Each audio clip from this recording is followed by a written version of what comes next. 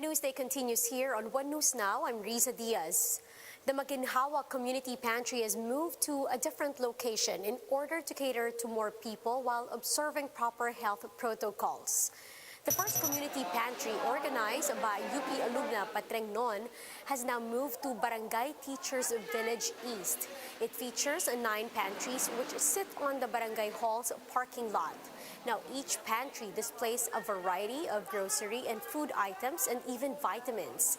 Tents have been erected to protect people in line from sunlight and heat. Now beneficiaries are required to observe minimum health protocols, but some people are already in line even though Quezon City implements a curfew. Quezon City Mayor Belmonte slammed the NTF-ELCAC for profiling community pantry organizers. Speaking to One News, the chiefs, Belmonte said that NTF-ELCAC should have trusted the LGU and barangays should not have patrol pantries and ask organizers for their input. Ito nga tagging na hindi naman wala na. At yung barangay kilala nila lahat ng tao na Ana Patricia Noon has gained both praise and irony. Mobile journalist Jacob Lazaro will give us a front seat. Alarmed some government officials and inspired a countrywide movement. Meet Ana Patricia Noon. So natural sa family ko na matulungin talaga. And nung bata ko, ang memory ko ay sinasama kami nung daddy ko sa sa Aita community. Kasi taga Pampanga kami. So parang sinasabi niya sa akin na doon bumili ng kamote, doon bumili ng root crops. Yes, she is from UP, the bastion of activism. And yes, she was an activist. But what of it? In fact, it is something Patring is proud of. In many ways, Patring takes after her mother, Zina Bernardo, an activist and social worker. Life was not always easy for her and her 5 other siblings. While studying fine arts at the university, Patring had to find ways to make ends meet. Nakakatawa, sa UP, gagawin ko bibili ko sa bakery sa Marikina ng isang malaking Tupperware na ng merengue. Tig-pipiso 'yon. Dadaling ko sa UP lahat ng kaklase ko, lahat pag may free time ako, ilalako ko 'yon para may extra pera ako. Legit sa UP Fine Arts Concert, Freshie Concert, may dala akong Tupperware, lahat ng sumasayaw inaalok ko. Tapos ipapa-announce ko pa dun sa host na bumili ng merengue kay Patreng. Non was also a batchmate of Cristel Tejada, the student who sadly took her own life in 2013 because she did not have enough money to pay her tuition. Actually, yun yung yun yung dala ko na mahirap na nag-aaral ka, hindi sapat yung baon mo. Tapos ito yung mga kwentong Actually, sa totoo, nagkaroon ako ng depression, nag-aaral sa UP, and diagnosed ako.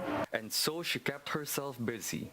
As a member of the Artist Circle sorority, she conducted art workshops to children farmers and cancer patients. As a member of the student council, she was involved in many protests fighting for civil rights. Patring described herself as a happy-go-lucky and loyal friend. She is a mountaineer, a bookworm, a certified plantita, and an ally of the LGBT community. In her teens, she spent her summers in a convent. Patring didn't finish her studies due to problems with school and mental health. In the past few years, she worked many jobs as an art teacher and a freelance artist. During quarantine last year, Non put up her own business, Celia Manila, using modern Filipino aesthetic in designing tables, chairs, pots, and other furniture.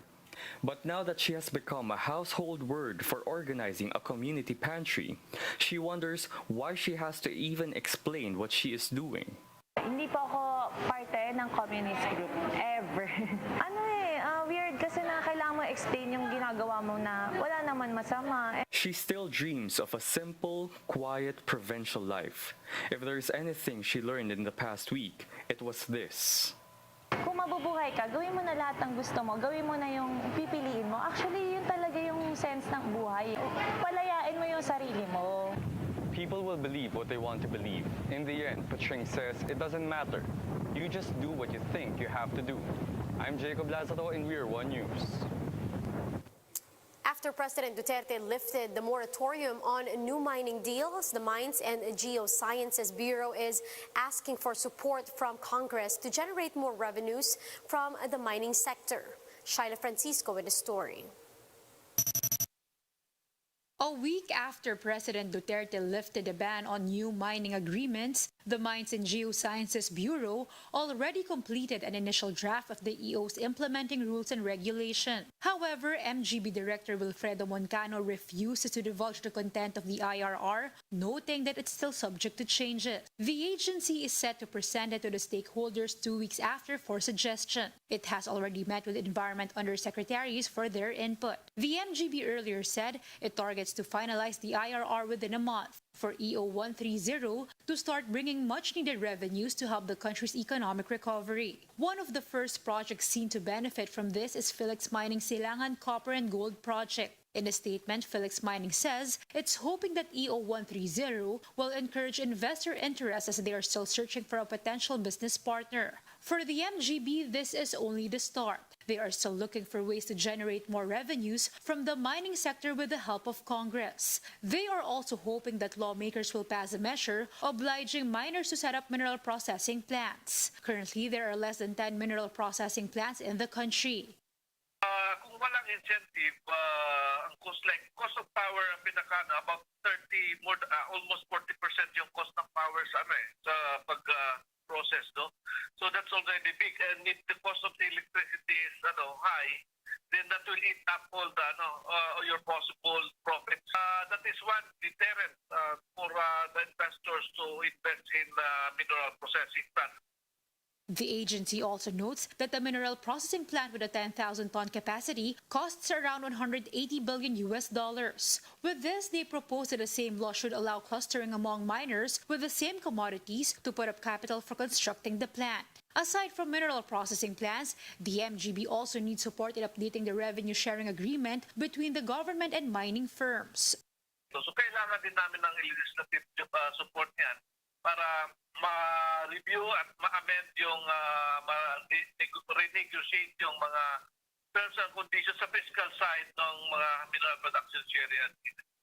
For now, the Mining Industry Coordinating Council is reviewing the environmental aspect of the current agreement as instructed under EO 130. Shaila Francisco, we are One News. We'll be back with more stories after the break, but here on One News.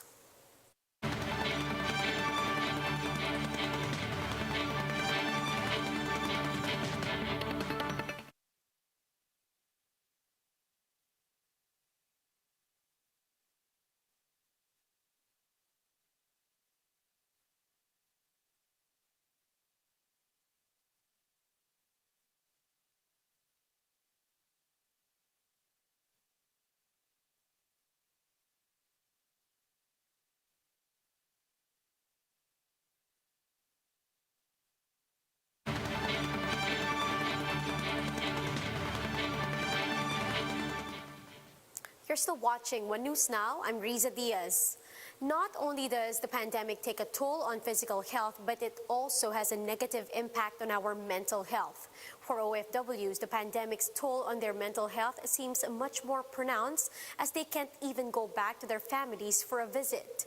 Faith Del Mundo has the report.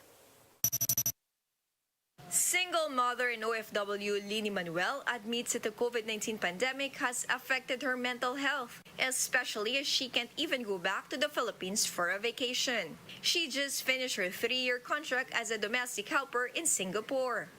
Sa OFW po, itinatago lang namin yung lungkot. Para at least po hindi maramdaman ng pamilya ko at ng mga anak ko.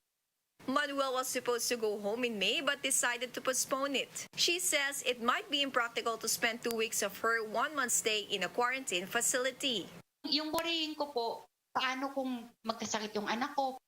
Hazel Valdez, an OFW in UAE, was all set to come home to the Philippines for a vacation, but her flight got cancelled. Actually, nag-plan ako ng mga 20 days. However,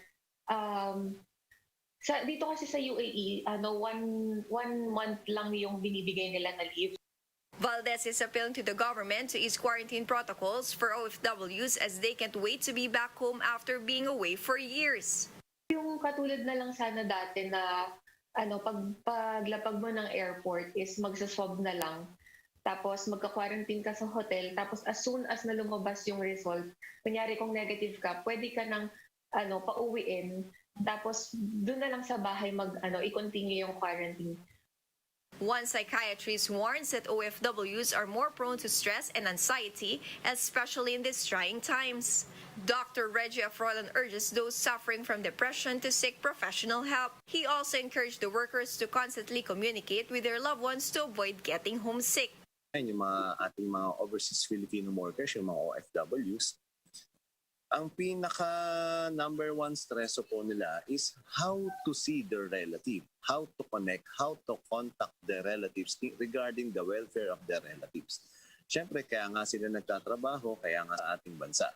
Kaya lang ang problema, by which style, from dati na naipit yung ating OFW. They are crying. Ang tagal naman ng yun, pakiusap lang naman. It's necessary to control the spread of COVID-19. For News 5, Faith Del Mundo, we are One News.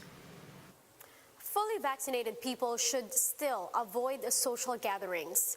That's according to a vaccine expert panel head Dr. Nina Gloriani.